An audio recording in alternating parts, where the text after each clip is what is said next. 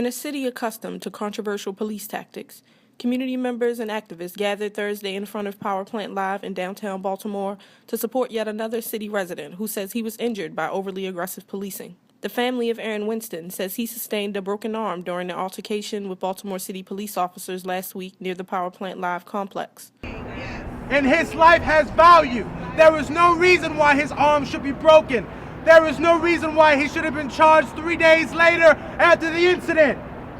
We must stand for these injustices or it will continue. According to the charging documents released by the department, officers were responding to a call at the Mosaic nightclub where Winston was attending a friend's birthday party. Winston's brother recounts what he believes took place on Sunday. He came to Power Plant with a few friends that I've known since I was little, and they were in there having a good time. And my brother Aaron Winston saw his friend getting escorted out, and Aaron happened to recognize one of the police officers that he'd known that he worked at the pool with.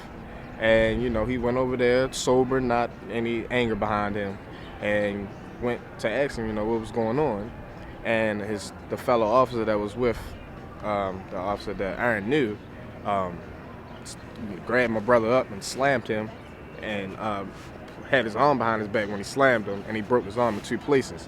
At an impromptu press conference, Police Commissioner Davis emphasized Winston was given medical care as soon as officers were aware of his injuries, but admitted that they did not follow police protocol. The policy is for the Baltimore police officers to remain with the person under arrest at the hospital, and my initial indication, based on my singular briefing so far, is that the officers who were tasked with remaining with Mr. Winston did not remain with Mr. Winston.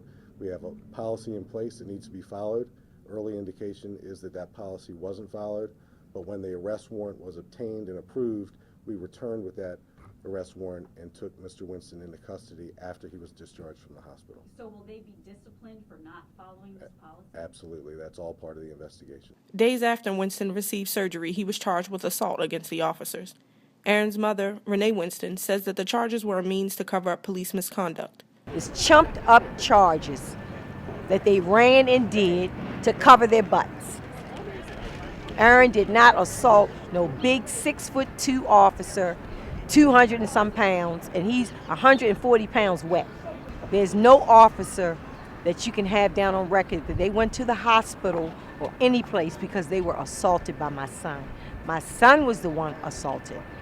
And now he has plates in him and screws that he'll have for the rest of his life. Photographer Devin Allen, who documented the events following the death of Freddie Gray, says this type of incident is all too common in cities like Baltimore, where the police department continues to find itself answering questions about use of force. It's just crazy because, what happened to, Tyrone West and multiple other brothers here, and then you have, Keith Davis, and then Freddie Gray, and now the anniversary of Freddie Gray is coming out, and the police officers do this. It's just like it's stupidity, and that's just how I feel. So I'm just here to support the family, and just lend my services and my photography to give them images to circulate around, social media, so people can have, positive images of the family coming together, peacefully. This is Megan Sherman, Stephen Janis, and Bashi Rose reporting with the Real News Network.